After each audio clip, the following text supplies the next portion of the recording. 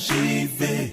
L'écouter peut tout changer. Dieu a toujours une pensée à te faire passer, mon ami. RJV. C'est parti, voici la première question du jour. C'est une question qui est posée par Chantal de Matoury.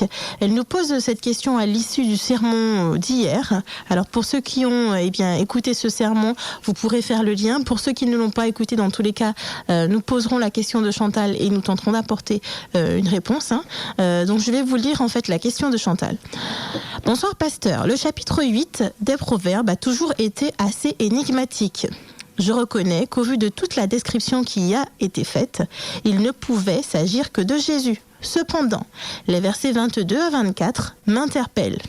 Soit dit en passant, plusieurs utilisent ces versets pour asseoir l'idée que Jésus est un être créé et qu'il n'est pas Dieu. Peux-tu, s'il te plaît, apporter des éléments de réponse concrets afin de clarifier tout cela ? Merci, Chantal de Matoury. Alors, c'était la question. Pasteur, nous allons écouter votre réponse, s'il y a une réponse à cette question. Alors, nous allons, comme d'habitude, essayer d'apporter quelques éléments de réponse.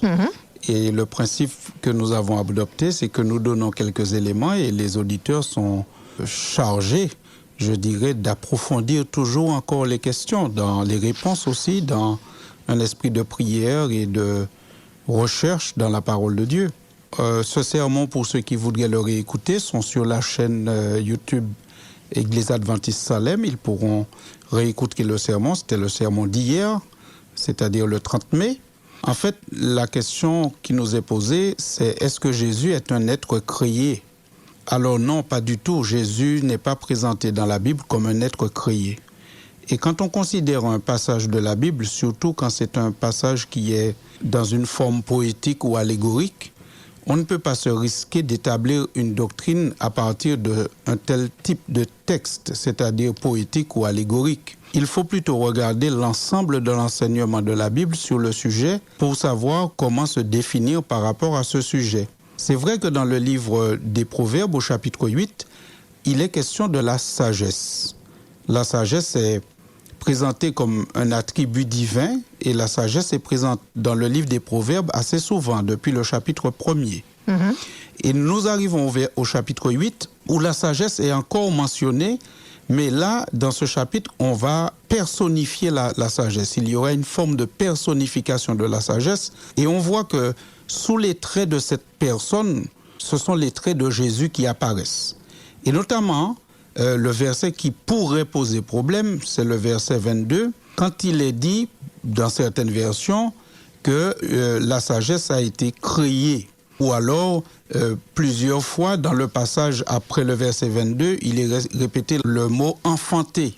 Alors, ce qu'il faut se dire, c'est que dans ce chapitre 8 du livre des Proverbes, il y a un cri qui est lancé pour inviter les hommes à rechercher la sagesse de Dieu, à vivre selon les directives de la sagesse de Dieu. Ce qui est important pour le lecteur du chapitre 8, pour qu'il puisse se soumettre à la sagesse et comprendre que la sagesse peut être la source pour lui du vrai bonheur, de la vraie vie, eh bien c'est de connaître l'origine de la sagesse. D'où provient la sagesse? De quelle autorité la sagesse peut nous diriger vers le bonheur?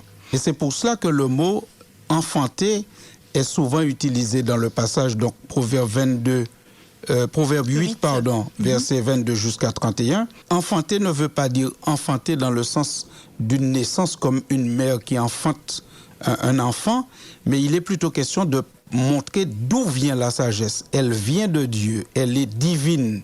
Donc par conséquent, ça donne de l'autorité à la sagesse à laquelle les humains sont appelés à se soumettre pour trouver le vrai bonheur et le vrai sens de leur vie. Alors ce qu'on remarque aussi, c'est que si au verset 22, parfois dans certaines versions de la Bible, nous avons la traduction « j'ai été créé », dans d'autres versions de la Bible, nous aurons plutôt la traduction « l'Éternel me possédait au commencement ».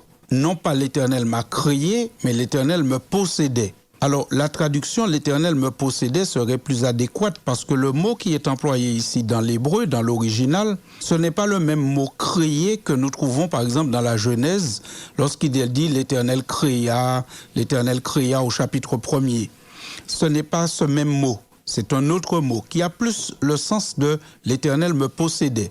Et si on part sur l'idée de l'Éternel a créé la sagesse à un certain moment, ça poserait vraiment un problème. Parce que ça voudrait dire que si à un certain moment l'Éternel a créé la sagesse, ça voudrait dire qu'à un certain moment l'Éternel a vécu sans sagesse. Et qu'à un certain moment il a créé la sagesse. Donc ça pose vraiment un problème. C'est-à-dire que Dieu a vécu à un moment sans sagesse. Et on retrouve ce même parallèle dans le livre de Jean, l'évangile de Jean, au chapitre 1er. Mais cette fois, ce qui est utilisé, c'est la parole. La parole était avec Dieu dès le commencement. Et il y a un parallèle clair avec Proverbe 8, verset 23, quand il est parlé aussi depuis le commencement. Alors, est-ce qu'on peut imaginer que Dieu a vécu un moment sans la parole, sans parole, et puis à un moment, il a créé la parole?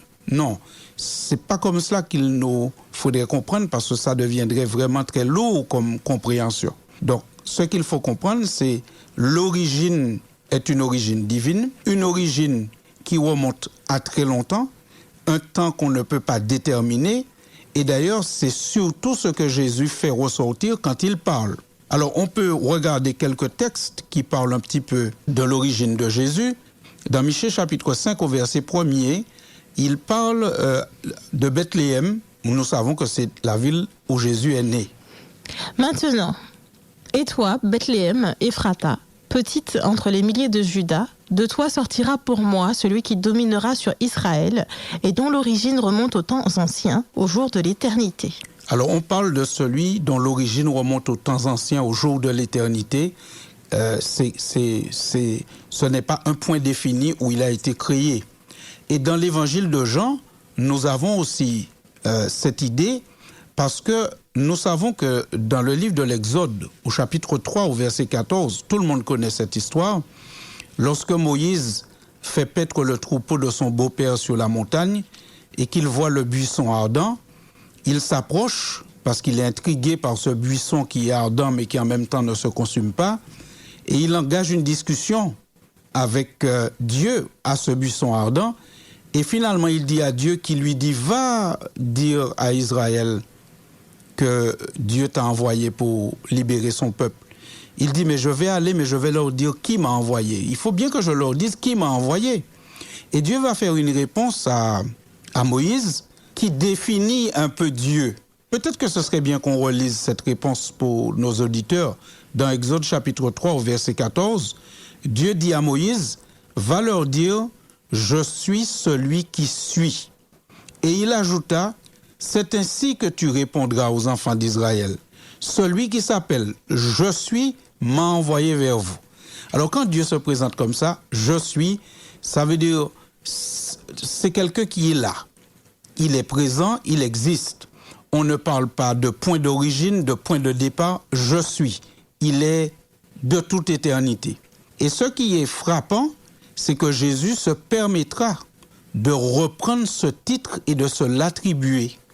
Dans Jean chapitre 8, Jésus reprend ce titre pour se l'attribuer à lui. Et on va voir que quand Jésus fait cela, il déclenche la colère de certains Juifs présents. Ça veut dire qu'ils reconnaissent ce titre. Et pour eux, ce titre ne peut aller qu'à Dieu. On peut relire dans Jean 8, versets 58 et verset 59. Jésus leur dit, en vérité, je vous le dis, avant qu'Abraham fût, je suis. Là-dessus, ils prirent des pierres pour les jeter contre lui, mais Jésus se cacha et il sortit du temple. Pourquoi est-ce qu'ils veulent lapider Jésus ? C'est parce qu'ils reconnaissent dans la phrase que Jésus dit, avant qu'Abraham fût, je suis, ils reconnaissent une allusion claire à Exode 3,14. Et ils sont courroucés parce que ce titre, cette situation, je suis, n'appartient qu'à Dieu. Et Jésus s'attribue cette situation. Et on va voir encore plus loin dans l'évangile de Jean, chaque fois que certains Juifs cherchent à mettre Jésus à mort de manière brutale et précipitée, c'est toujours pour la même raison. On peut lire encore Jean 5 au verset 18. À cause de cela, les Juifs cherchèrent encore plus à le faire mourir, non seulement parce qu'il violait le sabbat, mais parce qu'il appelait Dieu son propre Père, se faisant lui-même égal à Dieu. Vous voyez, chaque fois qu'ils se mettent dans cette colère, c'est parce qu'ils estiment ils estiment que Jésus fait des choses qu'il n'a pas le droit de faire. Alors, dans ce passage, 2 choses qu'ils estiment que Jésus n'a pas le droit de faire. Premièrement, Jésus a guéri un homme malade le jour du sabbat, et ils estiment que ça, c'est transgresser le sabbat. Deuxièmement, Jésus se fait, à leur avis, l'égal de Dieu, et pour eux, il n'a pas le droit de faire cela. Donc, ça nous fait voir que lorsque dans Jean 8, Jésus avait dit avant qu'Abraham fût je suis et qu'il voulait lapider Jésus sur le champ, c'est parce qu'ils avaient reconnu que là, Jésus avait pris une posture qu'ils estiment n'appartenir qu'à Dieu. Et c'est ainsi que nous définissons l'origine de Jésus. Je suis. Il est depuis toujours. Jésus se donne ce titre. Et nous ne pouvons pas croire que Jésus lui-même blasphémait sur lui-même en disant « je suis » alors qu'il a été créé à un moment donné. Ce n'est pas le cas. Il y a encore d'autres textes dans la Bible qui pourraient, ou que certaines personnes utilisent parfois à mauvais escient. Par exemple, dans Colossiens chapitre 1er, à partir du verset 15 jusqu'au verset 19, il y a tout un passage qui concerne Jésus. Colossiens chapitre 1er, verset 15 jusqu'à 19. Il est l'image du Dieu invisible, le premier-né de toute la création. Car en lui ont été créées toutes les choses qui sont dans les cieux et sur la terre, les visibles et les invisibles. Trône, dignité, domination, autorité, tout a été créé par lui et pour lui. Il est avant toute chose et toute chose subsiste en lui. Il est la tête du corps de l'Église, il est le commencement, le premier-né d'entre les morts, afin d'être en tout le premier. Car Dieu a voulu que toute plénitude habitât en lui. C'est la partie où il est dit que Jésus est le premier-né de toute la création. Alors, on peut prendre ce texte, comme le font certaines personnes, et disent, bon, voilà un texte qui dit que Jésus est le premier-né de toute la création, donc il est la première créature. Mais ce n'est pas ce que ce texte signifie. Jésus n'est pas le premier-né de toute la création comme étant la première créature. Le premier-né ici veut dire le principe de. Il est le principe de la création. Parce qu'après, Paul s'évertue de montrer qu'il est le créateur. Il est celui qui a créé toutes choses et celui par qui toutes choses ont été créées. C'est un peu comme dans le livre de l'Apocalypse aussi. Dans Apocalypse chapitre 1er, verset 5, Jésus est aussi appelé premier-né encore une fois. Mais cette fois, ce n'est pas premier-né de la création. Il est appelé, découvrons-le en lisant Apocalypse 1, verset 5. Et de la part de Jésus-Christ, le témoin fidèle, le premier-né des morts et le prince des rois de la terre, à celui qui nous aime, qui nous a délivrés de nos péchés par son sang. Alors, Jésus est appelé ici le premier-né des morts. Alors, si on prend l'habitude, lorsque premier-né est appliqué à Jésus, de l'utiliser dans un sens chronologique, c'est-à-dire le premier qui soit né et qui soit mort et qui soit ressuscité, on voit que ça n'a absolument pas de sens. Puisque bien avant l'incarnation de Jésus, sa naissance à Bethléem, il y a des personnes dans l'Ancien Testament dont on parle de la mort et de la résurrection. Il y a plusieurs exemples. Donc Jésus n'est pas le premier-né à mourir et à ressusciter. Il ne faut pas prendre ces expressions quand ça s'applique à Jésus dans le sens chronologique, c'est-à-dire le premier après le deuxième. Non, il ne faut pas le prendre dans le sens chronologique, mais dans le sens de l'importance. Jésus est celui qui est né, mort et ressuscité, qui a le plus d'importance, et il devient le principe de la résurrection de tous. Il est le principe de la résurrection de tous. Et c'est pour cela que Jésus dit un peu plus loin, dans Apocalypse 1er toujours, versets 17 à 18, il dit qu'il est le principe de la résurrection. Nous sommes toujours dans le même chapitre. Quand je le vis, je tombais à ses pieds comme mort. Il posa sur moi sa main droite en disant « Ne crains point, je suis le premier et le dernier et le vivant. J'étais mort et voici je suis vivant au siècle des siècles. Je tiens les clés de la mort et du séjour des morts. » Donc quand la Bible dit dans Apocalypse 1, verset 5, que Jésus est le premier-né des morts, ce n'est pas un sens chronologique, mais c'est un sens d'importance. Puisqu'après, l'explication qui est donnée montre que Jésus tient la clé de la mort et du séjour des morts. Donc Jésus est le premier-né des morts, ça veut dire qu'il est le principe de la résurrection. Il est le principe de la résurrection. Il est celui qui tient les clés de la mort et du séjour des morts. Il est celui par qui on peut ressusciter. Et c'est ce qu'il disait déjà dans Jean 6, versets 53, 54, quand Jésus disait aux gens, celui qui croit en moi, qui mange ma chair, qui boit mon sang, a la vie éternelle, et je le ressusciterai au dernier jour. Dans Jean 5 aussi, Jésus parle, il dit que viendra un jour où il appellera tous ceux qui sont dans les tombeaux.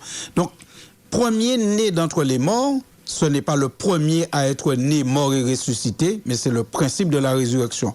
Premier né de la création, ça ne veut pas dire la première créature, mais ça veut dire celui qui est le principe de la création, celui par qui toute chose existe. Donc la Bible, d'une manière générale, quand on prend tout ça, son enseignement, ne place pas la création de Jésus en quelque part ou le début. La Bible nous fait plutôt comprendre que avec Jésus, nous sommes plutôt dans le « je suis ». Tout comme Exode 3,14, celui qui était dans le buisson se présentait comme « je suis ». Et nous devons, en tant que chrétiens, admettre que parfois les choses qui concernent même la nature de la divinité peuvent être difficiles à cerner. Nous ne pouvons pas tout expliquer, mais nous pouvons comprendre que la Bible fait très clairement ressortir que Jésus, il a cette nature, les capacités de la divinité, il est capable de ressusciter des morts. Jésus a dit, de même que le Père a la vie en lui-même, il m'a donné d'avoir la vie et de la donner, etc. Donc on sent bien qu'il ne faut pas prendre Proverbe 8, verset 22-23 pour en faire une doctrine sur Jésus a été créé. Ce serait ignorer tous les autres textes de la Bible qui parlent de Jésus. RJV, écouter peut tout changer. Dieu a toujours une pensée à te faire passer, mon ami. RJV.